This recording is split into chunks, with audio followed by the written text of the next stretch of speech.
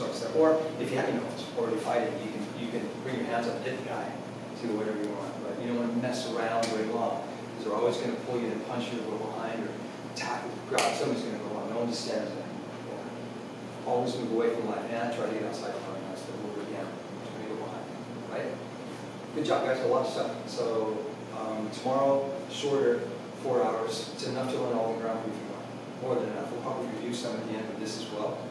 We'll go over the basics on the ground, and then that's the basics of the center proofing ground. Right? Okay, any questions? So this is the gross motor movements, right? Is there a time and place where you want to use the fine movements like Aikido? Is it completely useless, or? Oh no, I wouldn't say that. It depends how you train, but if you're trying to do things that require a lot of fine motor movement under a lot of stress, probably not going to happen, right? Now, if you drill things long enough, you could use, you could do fantastic, impressive things under a lot of stress. Depends on how you handle the stress level as well. But the thing is, for like basic self-defense, I mean, you guys are more so, but how long do you guys train? It's not like my MMA pros train 6 hours a day, 6 days a week. That's literally normal, right? And when they're not fighting, you train 4. No fighting. So they can pull off things that, the average person, you have in life, right? It's not your job. So you want things too that are non-perishable. So over time, if you take a break or whatever, you don't lose that exact. Like when you box, you can still hit hard, but you start to lose a little bit of the timing, or a little, you know what I mean? You got to practice it a lot, even if it's in your muscle memory, right? So we don't want. That's what we don't want. So Aikido, I don't know Aikido. I mean, you're going to wrist lock people with something fancy in a real fight. Probably not. Just no, probably not. Okay, I don't know what else they do. I'm sure you can defend yourself or whatever. What you need to do is pressure test it, right? Like, who's that guy? What's that? Roka? Is that the guy? The Aikido guy? And then he brings somebody in to pressure test it. Yeah, he was an Aikido guy. He's like Belgian or some big tall guy. He's got a great channel. I know you're talking about it. Yeah, and he was like kind of arrogant, showing off Aikido, and these guys are brutes. And then he went to spar with an MMA guy. And the guy was nice as anything. And the guy just punched him at will. He tried Aikido, punched him some more, kept throwing him down and submitting. And he was like, shit doesn't work. And then I feel like that's not true, but that's what he thought. I think some of his skills were. And then he started over, and he started as a white belt jiu-jitsu and worked his way up into some MMA, right? So what you need is the pressure. And then later on, he was like, actually, I can kind of do some Aikido now. You know why? Because he'd been sparring. He could figure out, like, against resistance what he can do. It doesn't matter how good your techniques are, theoretically, or how other people pull them off for real. If you don't practice them under pressure, you will not pull them off for real. It's not what I can do, right? It's what can you really do. So for self-defense stuff, because it's so important, you want to keep it at that base level, right? And the thing too is, I fought in different kinds of competition. It's never going to be as intense as if someone's trying to murder me in the street. You know what I mean? That level of adrenaline. So after you compete a long time, you don't have even that much adrenaline. You're like, yeah, I've done this a lot of times. I can always tap. Or MMA, you can always tap. So, it's not like you've got to realize it's going to be triple that if someone really assaults me or somebody dangerous. So what can I do in that situation? That's the idea. Yeah. So, you got to be honest with you. Now, it's impossible to probably test like that unless you want to actually put yourself in harm's way. You're going to start a fight with a bunch of thugs or anything, right? But you need to work up the intensity level and approximate it and see how you do. And then you'll see, you're not hitting delicate points or playing super fine joint. It's just so hard to do. I'm not saying it's impossible, but yeah, this is already something that needs to be trained, right? Besides, I'm doing, driving in, knocking off balance. That's the kind of things you want first. And then if you're not a professional training all the time, you can maintain a level of skill that allows you to still defend yourself. That's my answer. All right? And it still needs to be trained, but so I always like when I teach anything, it's the principles that make it work are what you really want to focus on when you practice to the base. Right? Maybe you forget the details. If you make basic connect, at least you can survive. Maybe you figure it out. Maybe then you stop them with balls, right? Or whatever. But you understand that, like why you do it and how it works. That's got to be what you base it on. Stance, I can move, I understand distance. That, once you practice a little bit, you're never going to really lose it, right? Like if you did this, you practice it, a couple times a week for a few months even, and 5 years from now, I go, hey, is this safe? You'd be like, yeah. You'd be like, no, dude, that's, but before you might be like, oh, I'm fine here. You know you're not, right? Those things are the important things. Yeah. And then movement, defending, and all that. Remember too, sometimes, you know, everybody talks, not everybody, but you read it, I've read it my whole life, like martial arts magazines, or like, in a real street fight with a, you know, it's like, wait a minute, who are all these deadly professional street fighters? They're just other dude. Now, they could be big, strong, badass guy. You got a 98% chance the guy attacking you is not a professional killer, right? He's just some guy who's swinging at you because you took his parking space. Or maybe he's a big, strong guy who's been in some fights. You're not fighting Anderson Silva. So it's always like, for a street fighter, it's like, I've never seen this academy. You know what I mean? People are dangerous, violent people, they're strong and they're dangerous, right? But basic skills is usually enough to defend yourself. Yeah, and that's what you want to work on. And then you need a little pressure testing so that you have more adrenaline. You start to get, because you're only gonna be able to do what you've done in those situations. So you start like this. I put you in a headlock. Now hold on tight. You defend. A little more pressure.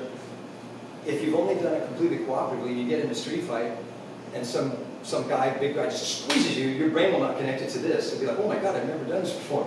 Because you never felt real pressure. So you slowly, you want to stay safe, build the pressure. The biggest dilemma in all martial training is the balance between safety and reality. They're inverse. So my pro MMA fighters get hurt. Everyone get, like when I fought, like in Brazilian Jiu-Jitsu, here's what they won't tell you in the literature. If you train at a competitive level, you have a 100% injury rate. Everybody gets hurt, part of the game. Hopefully not tragically, but you're going to get hurt, right? So you heal up, you have surgery, you rehab, and you go back, right? Do you have to do that to learn self-defense? No. You can train at a little lower level and build real skills, but you're not going to win a tournament against assassins, right? So you need to keep it as safe as possible, but still have some realism, and there's always a risk. Like today, you might have forgotten, a guy slapped you in the face and broke your tooth. It's martial arts. People want it to be completely safe. It's like, fucking collect stamps. I don't know what to tell people sometimes, right? You can get a paper cut with a stamp. Yeah, you get a paper cut. That can be dangerous. Wear gloves and collect stamps. But the thing is, you want it, but you're going to get banged up, but you can't be nuts. A lot of guys just think, well, let's start sparring, and then they just have no idea how to train, and they start, wailing on it. That's not right either. So, my opinion, from my experience, you can develop realistic self-defense skills with very modest injury rates. You break a finger, you get a bloody nose, you get a black eye now and then, that's okay. You're not really getting hurt. If you think you're going to be completely, never have a mark on you and learn how to fight, you're delusional. Right? Unfortunately, despite my favorite movies, if the Manchus kill your family, you can't go to the forest by yourself and then come back and kill the Manchus. You got to be trained by someone, right? So that's the idea. So keep it as safe as possible. You have to have instructors that are professionals, right? They'll know. And then you work up to a certain level for self-defense. It's more intense than today, maybe, but not that much more, right? And then you do it in stages. Yeah, that's the idea. So it's not the whole point. It's not so much maybe the art, the techniques are legit, it's how you train. So if you're doing some traditional style and it's always set katas, or it's always, and these are good to learn, where it's always the guy feeding you something and you do it on him, you're not really prepared. Because fights are nothing like that, right? They're absolutely random. The person will try to stop everything you do and imposes well on you. There's real resistance and violence, right? So I tell people all the time, my younger guys, they make fun of martial arts. They go, no, that's not. If you did Brazilian Jiu-Jitsu and all you did was come in, do the exercises, and I show a technique, and you drill it on a guy, let you do it like a cadaver, and you go home, you're not going to be able to use that in a fight, right? You got to get gradually up the resistance. That's why in like a Jiu-Jitsu class, at least a third or half the class you're sparring against live resistance 100%, because that's how you get used to it, right? Or in a box, like if I said fitness boxing, and I show you how to throw boxing punches, and you hit some mitts, and maybe you jump rope 10 minutes a week, and you think you're going to box, you can't box. You're going to get killed in boxing, right? So you got to box. So that's the thing. So no martial art's going to work if you don't actually do it under pressure. It's not going to work under pressure. So people like denigrate it's like, well, those guys probably aren't trained for fighting, and if they trained against resistance, like that Roka guy, they'd figure out how to use it to a certain extent. Yeah, so that's the idea. Even to the extent like today, if I say, put me in a body lock, just don't let go, right? That's sparring. And I try to defend. If I say, look, I'll do drills like say, put me in a bear hug from the back. If you can lift my feet off the ground, you won. Sparring. It's fun to watch the new guys. They go nuts, right? Gas, and then you learn to make base, right? And if I can just keep my feet on the ground for 30 seconds, you probably can't throw me. Sparring, and it works out. I don't say put him in a body lock and try to powder him on his head and then stomp on him. That's ridiculous. So you can build up real skills, but you have to do it with professionals to know how to do it. I've seen way too many times, especially after the advent of MMA, people in kind of traditional martial arts like, oh, we need to spar. And then they put like, garden gloves on two dudes and then they just beat the snot out. That's not how you learn either, right? That's dumb. Yeah, pros don't train like that. So, realistic pressure and randomness, you need to have a little bit, right, to work your way up. Tim, how do pros train then? I mean, they work their way up, right? Yeah, so, like my pro MMA fighter, just, we have a grappling-oriented academy. So what you'll find is, like King's famous after Souls, we're affiliated, they're right down the street. They're Muay Thai kind of based. So they base most of their MMA on stand-up, and then they have a jiu-jitsu program because you got to know at least enough to defend yourself and get up. We have a boxing and kickboxing program, but we like to take it to the ground. You know what I mean? You have to be good at all three ranges. So you have to be good at free movement kickboxing, wrestling, and ground fighting, at least to whatever level. But you can't be best at everything, so you're going to usually specialize in one range and be proficient enough to defend in the others. That's what you'll see, right? And then the training is, you start like what we start with, like young guys come in and they go, I want to be an MMA fighter. I don't pay much attention because everyone says that. They don't realize how hard it is. And we start them off in the jiu-jitsu program, right? And they get basic skills. And then we have them compete jiu-jitsu, and we see how they do. They're usually for us a year in, they get close to a blue belt, they're doing well. You look for a heart, because like Old said, you can't teach heart. Some people just, technically they're good when they spar in school, they just don't have the will to win like that when they're getting the shit beat out of them. They're not going to make it. And we just tell them, it's not going to, you'd be good at your sport jiu-jitsu, you're not going to maybe be an MMA fighter. If they are, they go into a boxing program. You can't do MMA without being proficient in boxing. You're not going to, it's possible. So then we started boxing. And then, the jiu-jitsu includes wrestling, right? Takedowns and all that. And then they work to a certain level, and then we put them in, they go amateur MMA, because there's more rules, and you wear more gear. And then you see how they do, and then they work up to being a pro. You have to get a pro card. You have to go in front of the athletic commission, and that's how it is. And so hobbyists or amateurs might train, I don't know, 3 hours a day or something. And then the pros will train 3 or 4 a day when they're not in camp, and then 6 a day when they're in camp. Camp's 6 or 8 weeks, and that's their whole life. Pretty much the whole life. And that's a the pros pro. do. And then, like I take them to other gyms, like King's to spar with the pro, like you kind of go to different places to train different people, and then you work on the, whatever they need to work on. So, and there's always a staff. It's not like I'm the head coach at the school, but I'm not the only one, right? So there's a boxing coach. So the boxing coach teaches them how to punch, right, and defend. I teach them how to go to the clinch, fight in the clinch, take down, fight on the ground, and fight against the cage. That's my job. And they might have another, like Muay Thai coach too, that will add in like kicks. And it's all modified for MMA. Muay Thai in Thailand in the ring is not the same exact Muay Thai as in an MMA fight. Just like boxing is modified, and so is jiu-jitsu. It's got to be modified for MMA. And then they'll usually have sometimes a strength and conditioning coach and then a nutritionist. Like all of my guys' meals are prepared. It's crazy. It's crazy how good they are too. You go to the nutrition. They're like MMA specialists. You go to the nutritionist. You go, okay, I got a 165-pound guy. He's got to be 145 in 8 weeks. He weighs this much, he trains this much. They give him 3 meals a day, and it's like magic. His weight drops, exactly on schedule. So they don't have to think about it. And then they can't cheat. Like you can't eat anything, you know what I mean? So it's very hard, like, for people, they will not go. The weight cut is the hardest part. They like the training and the fighting. The weight cut's the hardest part. So, you know, it's gotta be done side. Then you gotta drink distilled water, it's a whole thing. So we have prepared meals so they don't get us. Why distilled water?